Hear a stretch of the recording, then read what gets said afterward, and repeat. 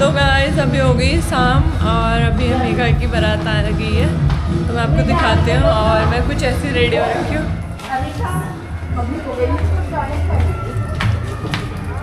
और अब मैं बारात दिखाती हूँ। और ये भाभी है, बेबी को भी संभाल रही, बेचारी लहंगा भी संभाल रही है, बड़ा ही जुलूम है। नंबर आने देंगे। वन मोर भाभी, एक और भाभी है, फूल लेके आ रही है पहनाने के लिए। और ये अम्मा है, एक भाभी और है।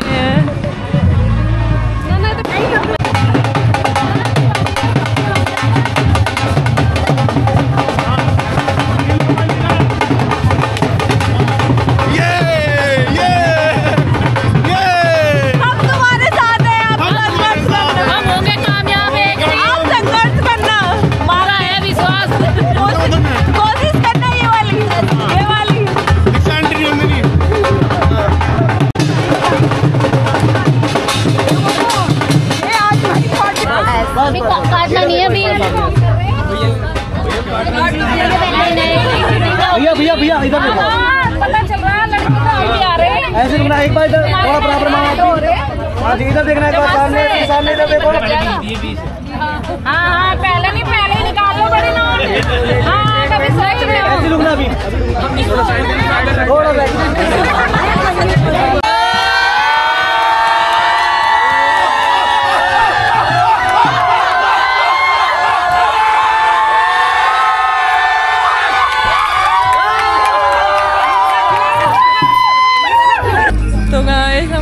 दुल्हन को ले जा रहे हैं जयमाला के लिए। और ये है हमारी दुल्हन, जयमाला रेडी। बढ़िया बढ़िया।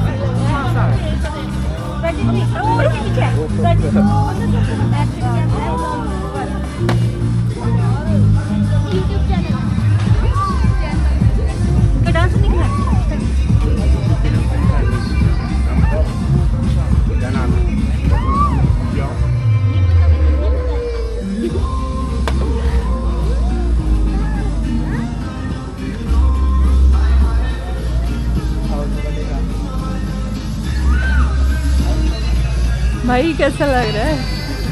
बहुत अलग फीलिंग आ रही है। अभी जरा देर में जब हाथ में दर्द होगा वो भी अलग फीलिंग आएगी। बहुत अलग आएगी। फिलहाल तो पूरी बॉडी की लगी हुई है। सही कह रहा है, सही कह रहा है, सही कह रहा है। और ये भाई ये हीरो भी आ गया।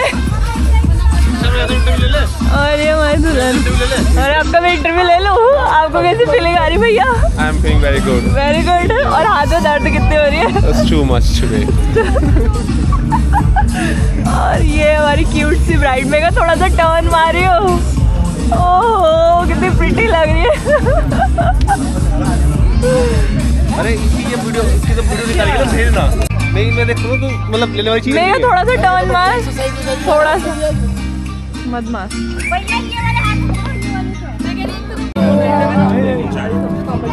पूरा अच्छे से पकड़ना है, कैसे करका?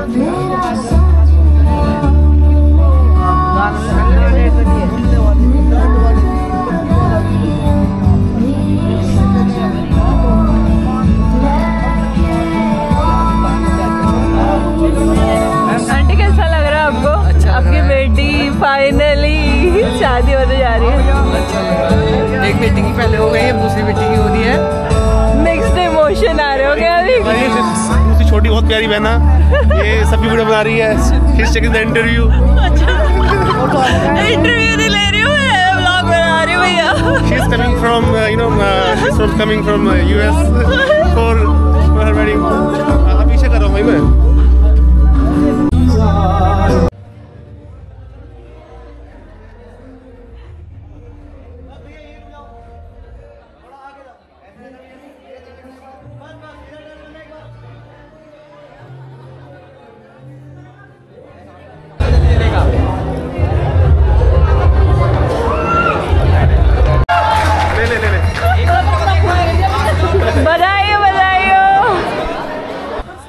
जैसा कि आप लोगों ने देखा जयमाला हो गई है, अब डांस कर रहे हैं वो लोग, कपल दिखाते हैं।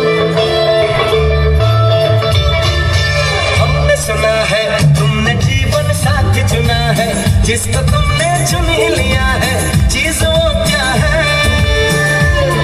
अरे हमने सुना है तुमने जीवन साथी चुना है, जिसको तुमने चुन लिया है चीज वो क्या है। कहीं होगा ना ऐसा एक भी होशियार भी है वो नीक भी।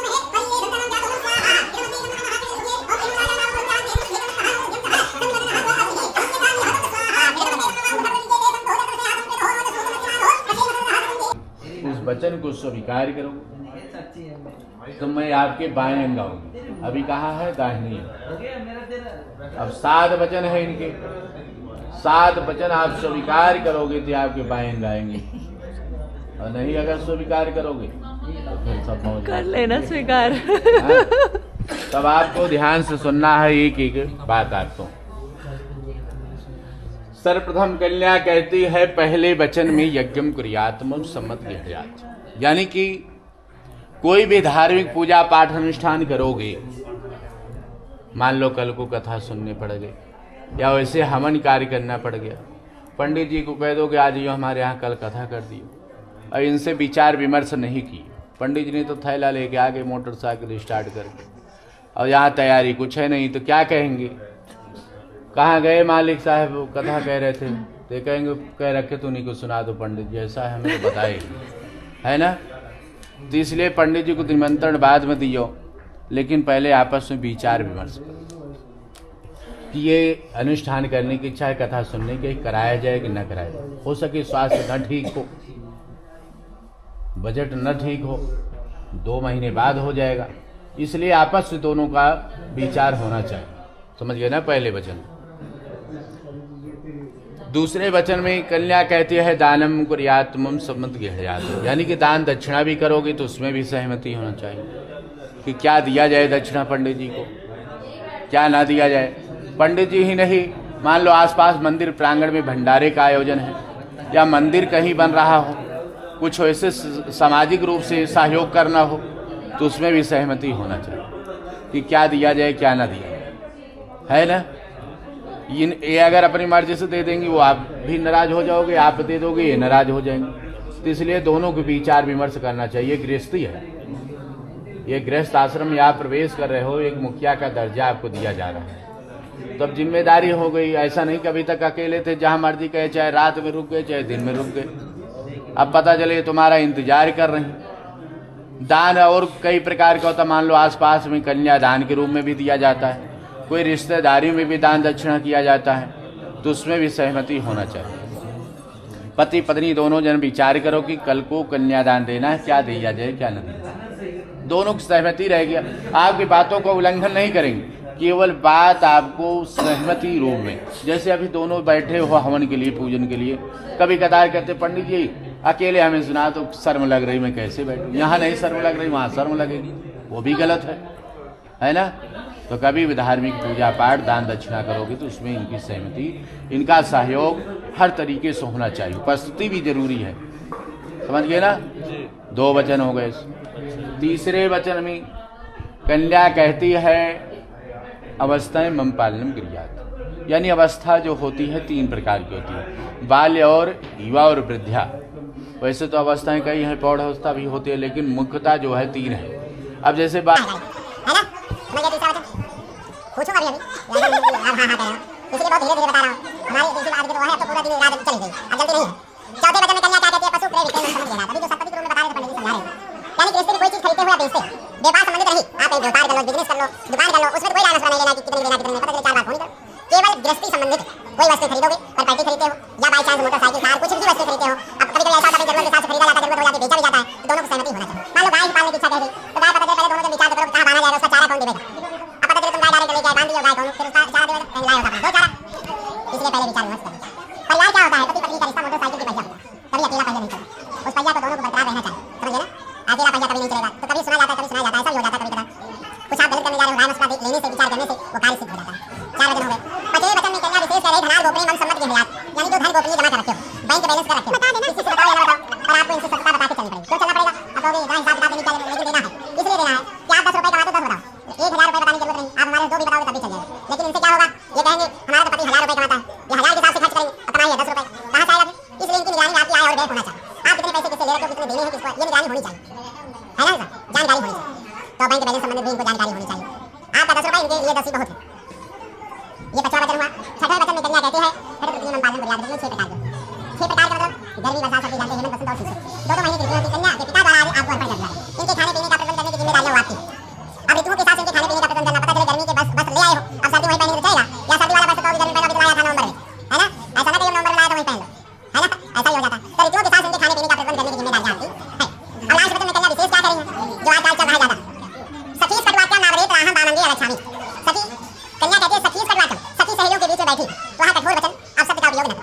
सबकी मर्यादा है, गलती आपसे भी हो सकती है, इनसे भी हो सकती है, इनसे भी हो सकती है, हमारे भी हो सकती है। अगर आपको लग रहा है कि गलत हो रहा है तो आप एकांत में इनको बुलाओ कि इस तरीके से आपको नहीं करना चाहिए, उचित है नहीं, ये तुरंत समझेंगे। लेकिन वही अगर सखी सहेलियों के बीच आप उल्टे सीधे बातें कहने लगो, वही बताने लगो, तो इनके शब्द मान सम्मान है, फिर ये क्या वही उल्टा जवाब दे देंगे तो आपकी भी बन इनकी भी बन। इसलिए सखी सहेलियों के बीच में कठोर शब्द का उपयोग न करें, जाने अनजाने में गलती हो जाए एकांत में ले जाके समझो। और क्या करें?